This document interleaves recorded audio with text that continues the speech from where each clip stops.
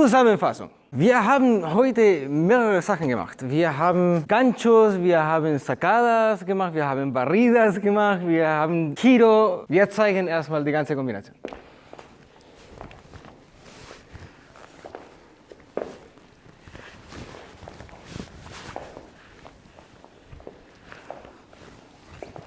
Dazu gibt es mehrere Sachen. Wie hat das alles angefangen? Mit einer einfachen Barrida.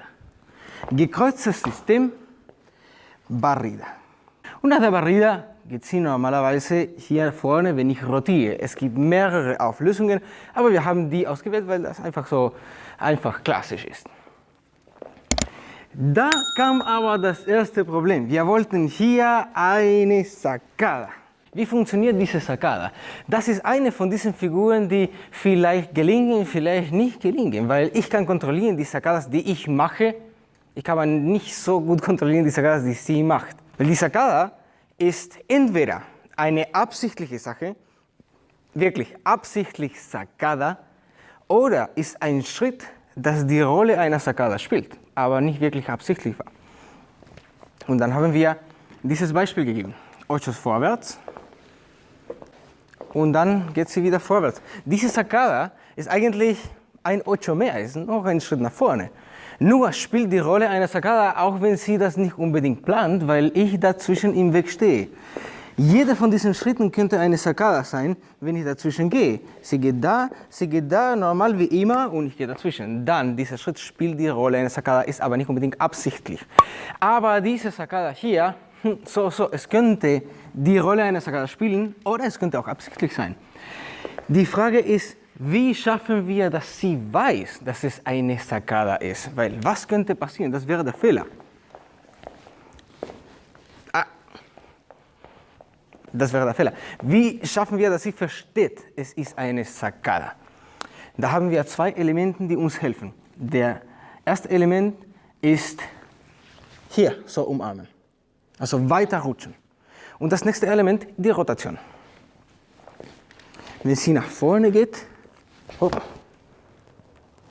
und dann rotieren wir, aber ganz eng und Richtung unseres linken Fußes. Da. Und da gelingt höchstwahrscheinlich die Saccada. Bei der Saccada, ich beginne zuerst kreuzen, hinten kreuzen, geschlossen, nicht offen. Und dann erst drehen, nicht umgekehrt. Zuerst drehen und dann zuerst die Bewegung und dann drehen. Damit eine Saccada wie eine Saccada aussieht, es muss einen Kontakt mit dem Bein geben. Also hier, es sollte wirklich da reingehen.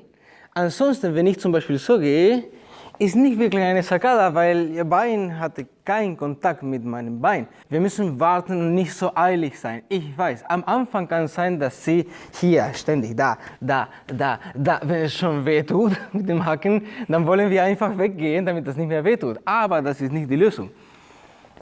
Also die Lösung ist einfach warten. Okay, jetzt gehe ich weg. Erst wenn die Saccada da passiert. Aber jetzt kommen die nächsten Punkte da. Und nach dieser Saccada, wir haben gekreuzt und noch eine Saccada hier im Parallelsystem gemacht. Bei dieser Saccada gibt es einen Punkt, der wichtig ist für den Mann.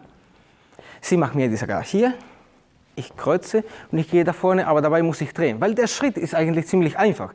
Es ist, ich stehe da, ich kreuze und ich gehe nach vorne. Aber dabei muss ich drehen. Also das heißt, ich kreuze hier und ich gehe nach vorne. Nur, wie gesagt, sie steht nicht unbedingt in der besten Position oder in dem besten Winkel, das mir passt für eine Saccada. Es ist leider so. Ich will die Saccada machen, ich muss mich anpassen. Und was ist das Problem dabei? Ist das. Ich sollte die Saccada da machen. Aber meine Füße sind in dieser Position. Also wenn ich die Saccada hier mache und ich einfach nur bleibe, kannst du weggehen jetzt, was würde passieren? Die Position meiner Füße ist schlecht. Hier habe ich keine Stütze. Was muss ich dabei machen? Die Ferse eindrehen. Problem gelöst. Dann, wie sieht das aus? Nochmal Barrida. Und hier Ferse eindrehen. So habe ich eine bessere Fußposition und bessere Stabilität. Zuletzt haben wir eine letzte Sacada gemacht. Hier zu dem Fuß.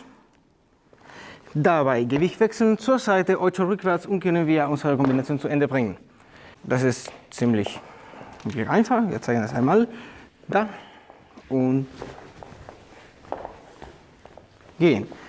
Als Bonus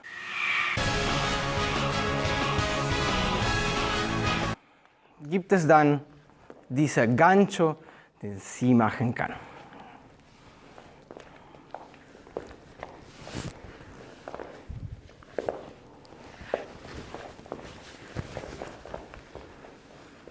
Und dieser Gancho muss sofort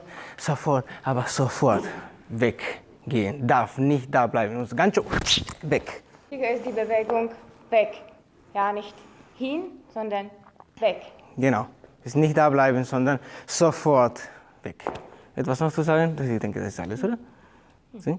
Und bei diesem Gancho, die Sacada eher mehr in die Mitte, nicht zu nahe zu dem Fuß. Wenn das nahe zu dem Fuß ist, hier gibt es wenig Platz für den Gancho. Mein Gancho. Check.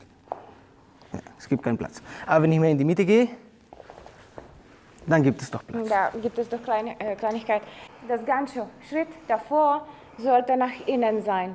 Da haben wir das Konzept von Piro, Rückseite vor. Dieser seitliche Schritt nächster ist diagonal vorwärts. Das genau vor dem Gancho. Weil wenn nicht, wenn ich drehe, Rückseite vor, wenn ich drehe, dann bin ich zu weit für das Gancho. Okay? Und dieser Schritt muss diagonal vorwärts sein. Mach mir das sogar. Wenn ich hier drehe, dann habe ich viel zu weit für das Gancho. Also dieser Schritt eher so hier Richtung diagonal vorwärts, genau wo ich bin. Ich gehe weg, keine Sorgen. Und Gancho.